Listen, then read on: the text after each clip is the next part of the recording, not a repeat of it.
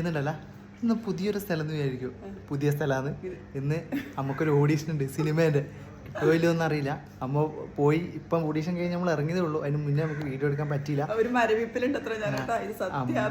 പേടിച്ച് വിറച്ചിട്ട് അമ്മേൻ്റെ ഉള്ളിൽ കയറി. പക്ഷെ നല്ല ആൾക്കാർ, വളരെ നല്ല ആൾക്കാർ. നമ്മൾ സിനിമ എന്ന് വിചാരിക്കുമ്പോൾ കുറച്ച് റഫായിരിക്കും അങ്ങനെയൊക്കെ വിചാരിച്ച് വളരെ നല്ല ആൾക്കാർ ആയിരിക്കും. 2-3 സിനിമാക്കാരൊക്കെ നമ്മൾ കണ്ടു, ഫോട്ടോ എടുത്തിട്ടുണ്ട്.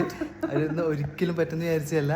അമ്മ ഭയങ്കര എൻ്റെ ജീവിതത്തിൽ ഒരിക്കലും ഇങ്ങനെ ഒരു സ്വപ്നം കണ്ടിട്ടേ ഇല്ല കേട്ടോ. നമുക്ക് ഒന്നും അതിനെ അർഹിക്കാനില്ല നമുക്ക് കേട്ടോ. പക്ഷെ എന്തോ ഇൻസ്റ്റയിലത്തെ എൻ്റെ റീലെല്ലാം കണ്ടിട്ടാണ് ആ മോള് വിളിച്ചിട്ട് ഇവിടെ വരുന്നവരെ ഭയങ്കര ചങ്കിടിപ്പോ ടെൻഷൻ വന്നിട്ടാ. പക്ഷെ ഒന്നുമല്ല, അവർ ചോദിക്കുകയും ചെയ്തു ചേച്ചി പേടിച്ചിരിക്കേണ്ട ആവശ്യമൊന്നുമില്ല, നമ്മളൊന്നും ചെയ്യുകയും ചെയ്യില്ല. നല്ല സപ്പോർട്ട്. അത് ഇനിയല്ല ദൈവത്തിന്റെ കൈമിലാണ് കേട്ടോ. നിങ്ങളും കൂടി പ്രാർത്ഥിക്കാൻ കേട്ടോ. ഈ കൈ വിട്ട അമ്മ ഇപ്പം ബോധം കിട്ടു കേട്ടാ.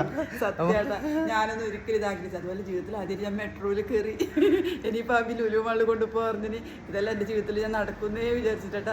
നിങ്ങളീ കൂടി പ്രാർത്ഥന വേണം കേട്ടാ. കിട്ടുമോ ഇല്ലെന്ന് അറിയില്ല. എന്നാലും എടുത്തവരെത്തിയില്ല. ഒരു ഓഡീഷന് പറഞ്ഞിട്ട് വരാൻ കഴിഞ്ഞില്ലേ. അതിന് എൻ്റെ ജീവിതത്തിൽ വലിയ ഭാഗ്യമാണ് കേട്ടോ. ഈശ്വരാ, നിങ്ങൾ പ്രാർത്ഥിക്കണേ.